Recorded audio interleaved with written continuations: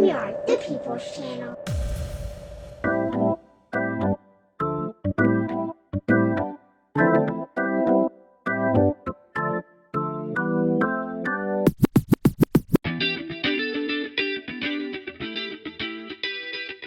Let's up once more football from Yard Massive.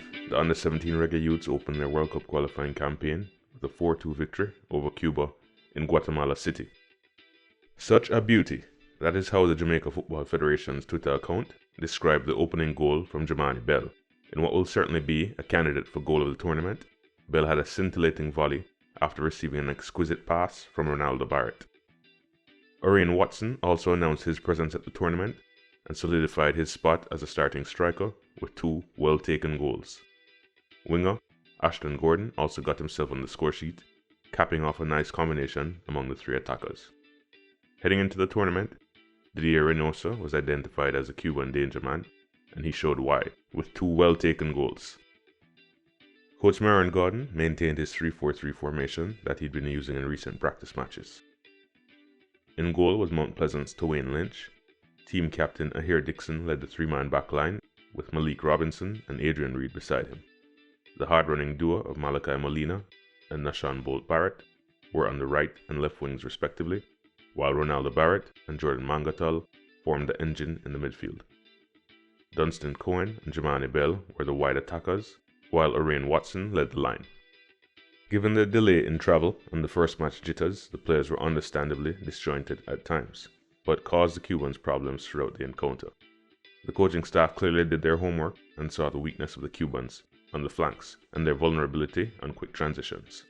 Going forward, the team could use a bit more composure with the ball and less long passes to more effectively utilize the skill set of the attacking players. There were enough moments of individual brilliance throughout the performance that leads one to believe that the team has the capacity to improve. All of the players could leave the game knowing they had some good moments and some opportunities for improvement. Goalkeeper Twain Lynch had a decent showing with his saves and distribution. Teams will likely start pressuring the referees about his game-delaying antics. Captain Ahir Dixon had a solid first half with some good interceptions and distribution. He dipped a bit in the second half as he overplayed the ball on a couple of occasions, including the second goal. Malik Robinson was at his best defending in one-on-one situations. His distribution and pace of decision-making in possession needs to improve as the tournament goes on.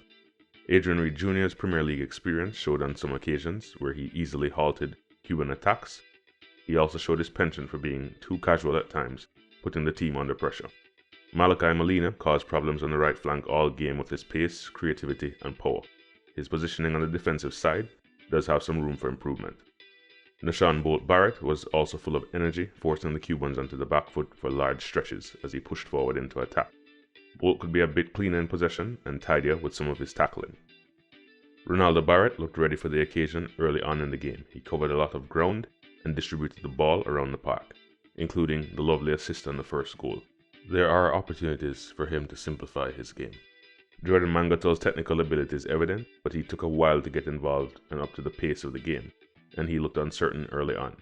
He did do a lot of work on the defensive side to clog the middle of the park. Dunstan Cohen had dangerous moments where his dribbling, change of pace, and movement caused the Cubans problems. Cohen leaves the impression that there's another notch in his game that he has the capacity to reach if he's a bit more assertive. Jamani Bell announced himself to the world with a top-class goal and set up another one, displaying just how dangerous and important to the team he is. Going forward, he should be able to reduce the number of turnovers while in possession. Orion Watson's 2 goals, especially the first, were classic Watson goals that he's known for at the club and schoolboy level. He ran the channels well and pressured the Cubans effectively. There are times where he can make his passes a half-second quicker. Ashton Gordon had a nice finish to score his goal and a few dangerous moments in his substitute appearance. Gordon's defensive awareness could use some improvement, especially against teams that push their fullbacks forward aggressively.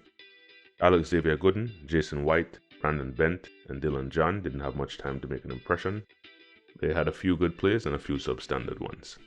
Next up for the youngsters will be a match tomorrow against Guadeloupe, who fell 2-1 in a hard-fought battle against Costa Rica.